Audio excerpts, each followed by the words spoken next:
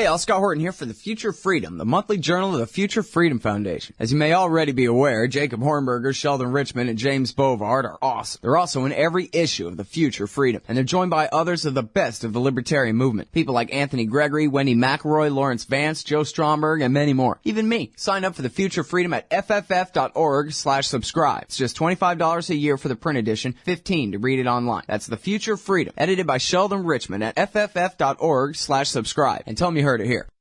All right, y'all, welcome back. I'm Scott Horton. It's my show, The Scott Horton Show. First up today on the show is our friend Adam Morrow on the phone again from Cairo, Egypt. Welcome back, Adam. How are you? Good. I'm good. How are you, Scott? I'm doing great. Appreciate you joining us again on the show. My pleasure. Turn that up there a little bit. Hey, I hear they dropped all charges against the former dictator, Hosni Mubarak. Is that so? That is correct, yeah. All charges against Mubarak, as well as all charges against, there were several interior ministry officials, as well as his notorious former interior minister, Habib al-Adli, were all dropped. The main charge being the murder of protesters some 800 protesters during the 2011 uprising. So they've been exonerated of all charges until further notice. Apparently, prosecutors have said they would appeal the charge, but the sense is that that's sort of window dressing, just for appearance's sake, and that these guys are probably going to walk. Man, so then, I don't know. What's the public mood about that? It seems, symbolically to be, the jackboot, crushing its heel all the way, extinguishing the very last little bit of that Arab Spring from 2011 with that, huh? Right. Well, yeah, that's certainly how it's been being interpreted by a lot of people here.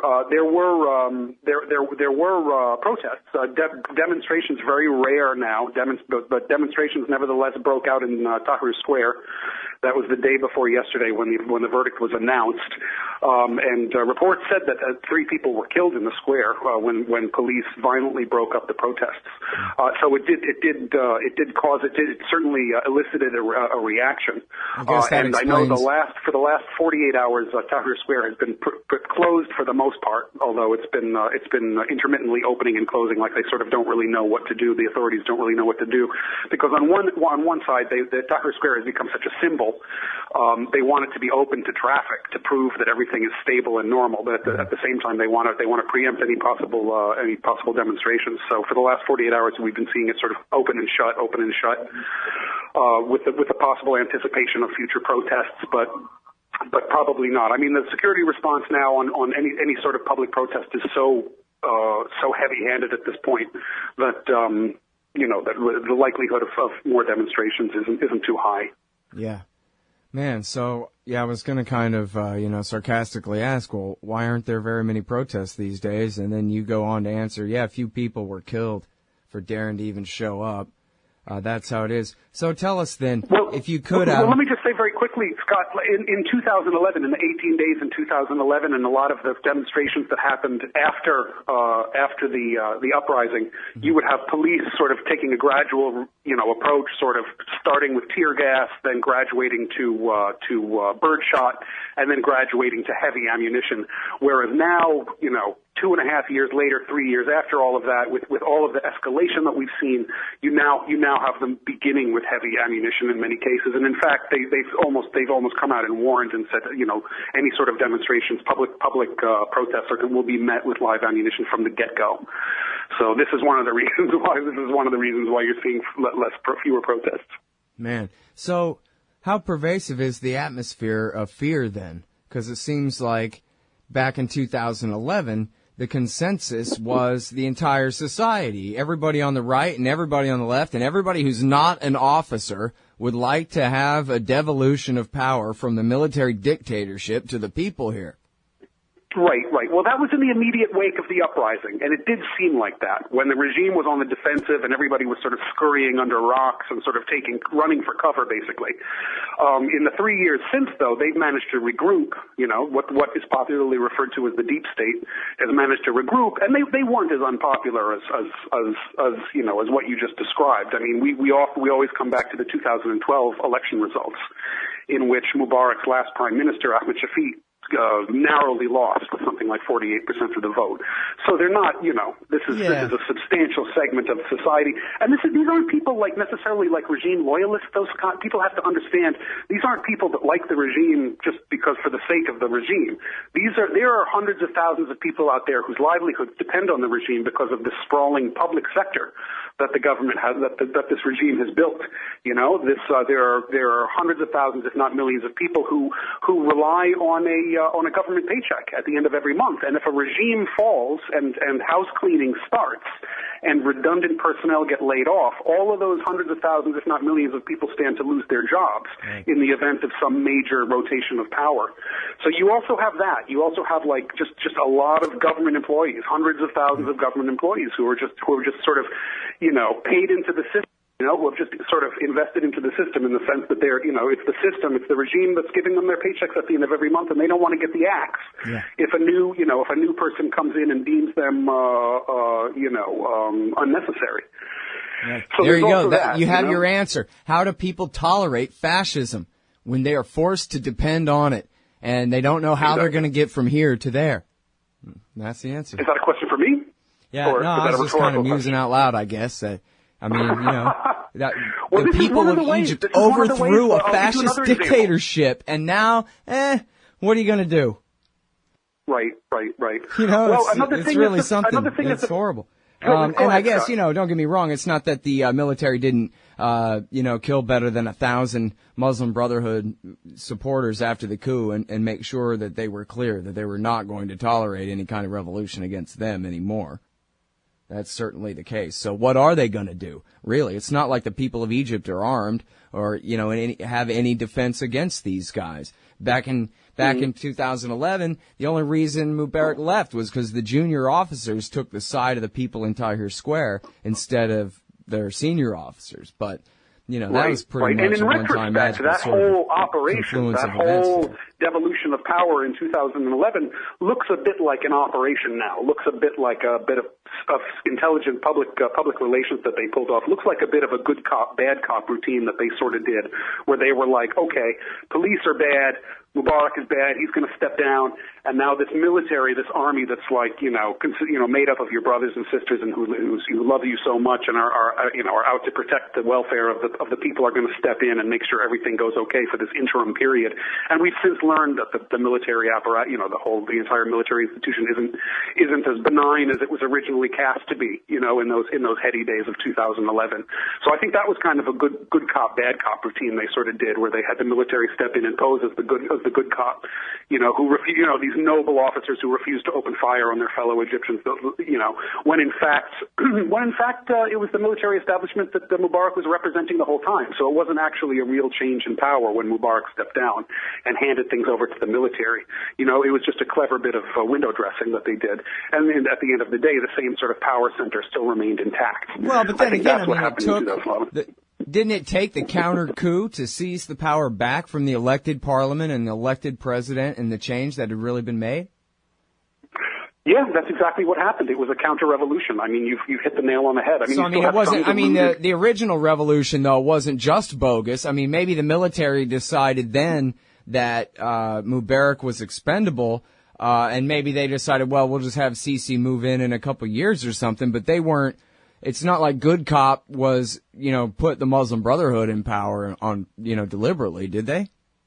No. I didn't mean to belittle the whole January 25th revolution as an operation. I mean, the January 25th revolution or uprising or whatever you want to call it was absolutely legitimate. I mean, I saw it unfold in front of my eyes. I mean, this was a grassroots thing that was totally people driven.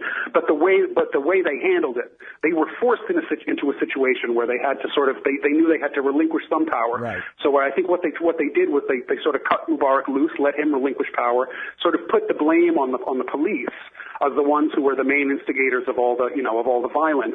And then that sort of mollified the people enough that people sort of bought into this whole, army as sort of benign protector of the nation, and for that reason, and sort of ceded power to the military voluntarily until elections could be held. Yeah. All right. Well, I'm sorry. We got to take this break, Adam, so please hold it right there. When we get back, everybody, we'll be talking more Egyptian politics with Adam Morrow. Mubarak, they dismissed all charges against Mubarak, his friend and successor, Sisi has. We'll be right back, y'all. Hey, y'all, Scott Horton here. It's always safe to say that one should keep at least some of your savings in precious metals as a hedge against inflation. And if this economy ever does heat back up and the banks start expanding credit, rising prices could make metals a very profitable bet. Since 1977, Robertson Roberts Brokerage Inc. has been helping people buy and sell gold, silver, platinum, and palladium, and they do it well. They're fast, reliable, and trusted for more than 35 years. And they take Bitcoin. Call Robertson Roberts at 1-800-874-9760 or stop by rrbi.co. All right, y'all, welcome back. I'm Scott Horton. It's my show, The Scott Horton Show. I'm talking with Adam Morrow, reporter for Interpress Service, or was anyway. Yeah, we're talking about Egypt, the American-backed fascist dictatorship there of Field Marshal Fattah al-Sisi. And we're talking about the Arab Spring Revolution and its cancellation, and now kind of the ultimate insult to injury here. They're even letting Mubarak off, the former dictator, on the charges of massacring the people in Tahrir Square that were, in fact, killed, even though the big massacre never happened, thank goodness. And so, I'm sorry, I forget exactly where we left off. It was somewhere about something about the military's reaction to the elections and the rise to power of the Muslim Brotherhood and the parliament and the presidency there, Adam. Yeah. We were talking about 2011 and sort of how that all went down. But I think it's important that people realize now that this Mubarak verdict is and just how politicized it is, and how much evidence there seems to have, just the poor job that the prosecution did, and the fact that it's on the record that high-ranking officers were tampering with evidence and were destroying evidence and this sort of thing, and just the irregularities and the legal violations that appear to have been involved in this case, and the fact that he was exonerated anyway, the fact that all the defendants were let off for these crimes anyway, really, I mean, constitutes the ultimate proof that what happened a year and a half ago was a counter-revolution. This June 30th demonstration that led to this military coup, that this was not a people-driven military coup or was a popular uprising against Morsi or any of that sort of stuff. That this was a straight-up counter-revolution, which is basically putting all the same people back in power, basically dismantling and destroying any vestige of what had been a democratically elected or electoral politics in general, real, genuine electoral politics.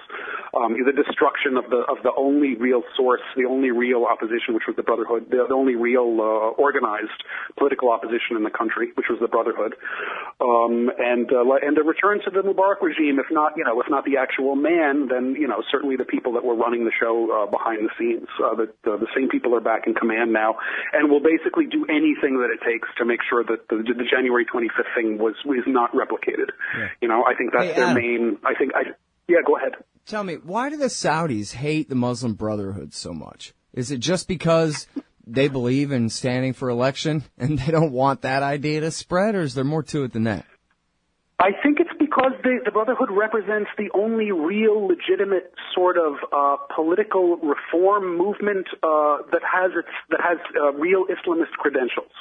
The Saudis can always fall back on their Islamist credentials to prop up their, to legitimize their regime. Whereas the Brotherhood, it's a real force for political change. It's a real, it's devoted to political change. It's eschewed violence. It's not violent or fanatical. It's very moderate. And it's Islamist, it's the sort of thing that obviously really, really scares them.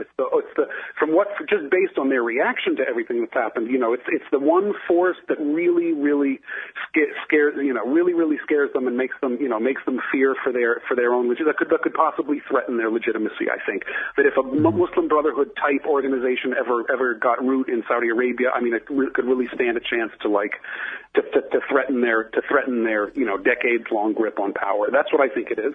Yeah. I think it's a legitimate reformist Islamist political force in the region. You're possibly the only one. You've got lots of different Islamist groups. We've talked about this before, but most of them are you've got a lot of these jihadist ones that are closely associated with violence and beheadings and this sort of thing, whereas the Muslim Brotherhood is a totally legitimate, again, entirely political organization and a force for reform with serious Islamist credentials. And I think that was enough to really, really put the fear of God, so to speak, into the Saudi regime. And they really saw it as a threat, to the point where they not only did they have to destroy it in Egypt, but they are now going after the Brotherhood globally. They are now trying to discredit it in the UK, trying to say that it's a terrorist organization. Well, and at the same time, it's interesting, isn't it, how they say they want to support the moderate Sunni Islamists in Syria, right, which would be the Muslim Brotherhood, right? But then here's the guys that they just overthrew in Egypt. Here's a quote from Loretta Napoleoni's new book that I'm reading, The Islamist Phoenix, about the Islamic State. And this is ripped straight out of your and my interviews from a few years back about what could happen here. And it's this guy loyal to Baghdadi saying, look at Egypt. Look at the way it ended for Muslims who cast their vote for the deposed President Mohammed Morsi and believed in your democracy, in your lies. Democracy doesn't exist. Do you think you're free? This is a message that he's saying, mocking basically in a way mocking and trying to recruit Muslims living in the West, and saying, oh yeah, this is how much the Americans believe in democracy. This is how much power you'll ever have if you participate in the game, as much as the Muslim Brotherhood of Egypt have in their graves and in their prison cells. So just again, it's just like Ayman al-Zawahiri had been railing against the Muslim Brotherhood for years for even wanting to stand in an election. Then they stood in a couple, won them, and had them canceled, which just proves Zawahiri right, which just proves Baghdadi right, at least on the question of whether the Western powers mean what they say about democratic power, or whether, they just want loyal sock puppets. I mean, just look at the reality. How is that deniable to some, Egyptian or Jordanian or Saudi citizen in his 20s looking at this, recent history and the way the Americans and their allies behave there? Oh, yeah, absolutely. I mean, we've spoken about this before, and I agree wholeheartedly that it's a huge strategic mistake to put this message out, to basically you've got this moderate force, like you said before, you've got this moderate Islamist force that's eschewed violence and has reiterated its commitment to the purely political for decades, and then to suddenly, when they actually perform well in elections and actually get their hands on the reins of power, to then go after them, destroy them, and accuse them of being terrorists and doing all this terrorist stuff that they never even did, is a recipe for disaster. And I wouldn't be at all surprised if young Muslims in the region of Islamist tendencies learned those lessons. But that's kind of the thing but that's kind of exactly what Sisi and company want. See, they don't want these guys to be politically minded, and they don't want them to operate purely in the realm of electoral politics. Why? Because they'll win. Because they'll win elections. They know that. These rulers so they know want them to marginalize themselves by resorting to terrorist attacks. It's better to enter into this existential, zero-sum battle with them and call them make it this like military versus Muslim terrorists, this sort of neoconservative fantasy of perpetual, perpetual war between these two camps, rather than have any sort of meaningful political or electoral competition. Right. Why? I'm sorry, we're out of time, Adam. We got to go, but they'll win. Sure. Right. Thanks again. Good to talk to you. Again soon. Take care, Scott. We'll be right back, y'all. Hey, y'all, Scott here. So you made a little bit of money in this horrid economy, only to find that the Fed has more or less outlawed saving. So into the treacherous waters of the stock market bubble you go. But how to make a little money without too much risk of losing it all? Check out wallstreetwindow.com. Mike Swanson is a successful former hedge fund manager who opens a very real window into his main account, updating his subscribers on the facts of and the reasoning behind all his market moves. Follow along on paper or with real money and see what happens at wallstreetwindow.com. This part of the Scott Horton Show is sponsored by Audible.com. And right now, if you go to audibletrial.com/Scott Horton Show, you can get your first audiobook for free. Of course, I'm recommending Michael Swanson's book, The War State, The Cold War Origins of the Military-Industrial Complex and the Power Elite. Maybe you've already bought The War State in paperback, but you just can't find the time to read it. Well, now you can listen while you're out marching around. Get the free audiobook of The War State by Michael Swanson, produced by Listen and Think Audio at audibletrial.com/Scott Horton Show. Hey, all Scott here. If you're like me, you need coffee. Lots of it. And you probably prefer it tastes good, too. Well, let me tell you about Darren's Coffee Company at darrenscoffee.com. Darren Marion is a natural entrepreneur who decided to leave his corporate job and strike out on his own, making great coffee. And Darren's Coffee is now delivering right to your door. Darren gets his beans direct from farmers around the world. All specialty, premium grade with no filler. Hey, the man just wants everyone to have a chance to taste this great coffee. darrenscoffee.com. Use promo code Scott and you get free shipping. darrenscoffee.com.